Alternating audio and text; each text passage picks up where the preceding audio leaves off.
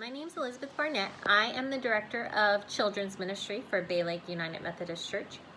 I'm happy to have you here. Today is August 10th, and we will be in our Bibles. We will be in Luke. So Luke is in the New Testament, and we will be in chapter 16, and we will be looking at verses 19 through 31. And we'll be talking about the story of the rich man and Lazarus. So we'll kind of compare and contrast Lazarus' life and the rich man's life here on earth and the afterlife.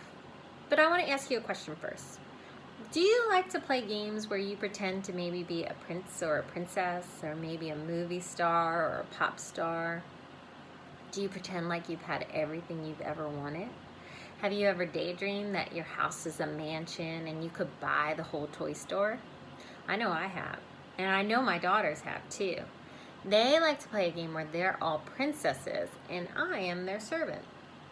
It's fun to pretend we have more than we could ever dream, but I want to warn you that true happiness does not come from material things. It comes from God. We're going to talk today about a man who is very rich. In fact, the Bible says in Luke 16:19, there was a rich man who was dressed in purple and fine linen and lived in luxury every day. That means he had everything he could ever want or need. In fact, the linen, the purple linen, was very, very expensive at that time. It was a symbol to people in the world that you had a lot of money.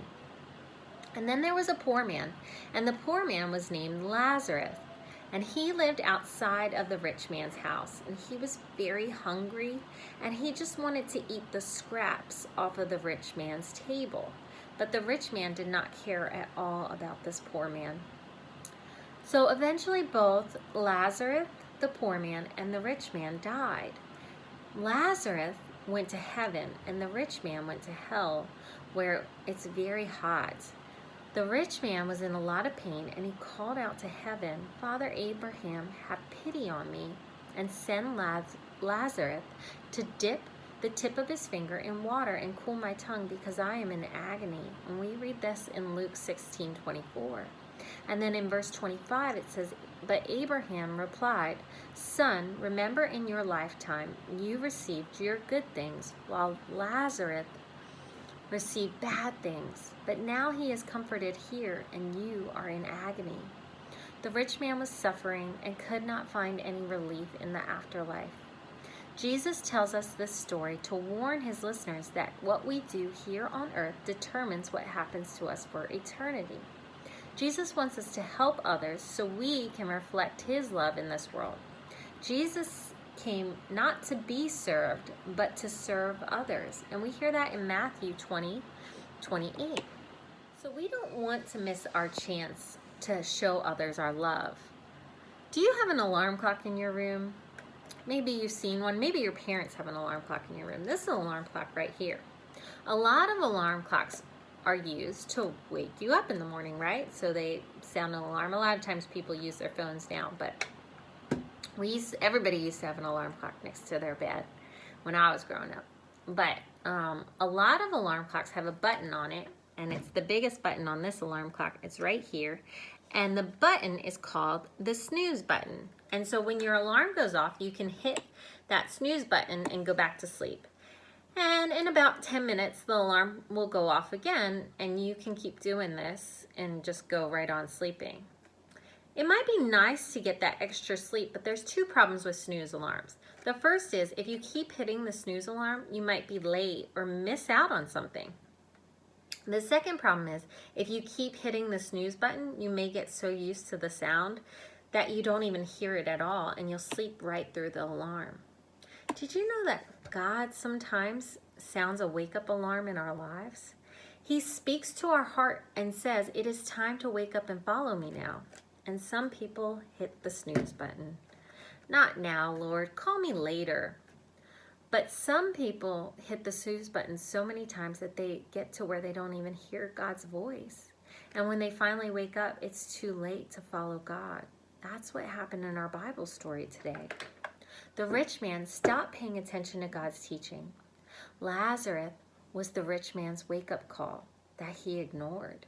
God placed someone right in front of him that needed help, and the rich man didn't even hear him. We don't want to do that. Jesus is reminding us and warning us to make sure we're paying attention to those who may need help around us. We want to make sure we're actively following God and helping those who need help. There are many ways we can follow God. One is by going to church. 2 is by praying. 3 is by reading the Bible. These are great ways to follow God. But this story specifically is telling us that we need to draw our attention to loving one another, as Jesus loved us. Jesus gave up everything for us, and he loves us so much. And in return, we should make sure we're taking care of one another. A good way to remember this is a little saying I made up, and it says, if you want to serve God above, reach out to each other with love. And I also made hand movements so we can do it together. So will you do it with me? So if I want to serve God above, reach out to each other with love. Will you do it with me? So if I want to serve God above, reach out to each other with love. One more time. If I want to serve God above, reach out to each other with love. Was that fun? So let's go forward remembering our new motto, and we can make sure that if I want to serve God above, reach out to each other with love. Okay? So remember that this week. Practice for me, and we'll do the hand motions and the our little saying again next week. I hope you are having a great week. I hope you're having a fantastic summer. I miss you all so much. I hope that we can be together soon. I hope that you're staying safe and listening to your parents. May God bless you, and I'll see you soon. Bye.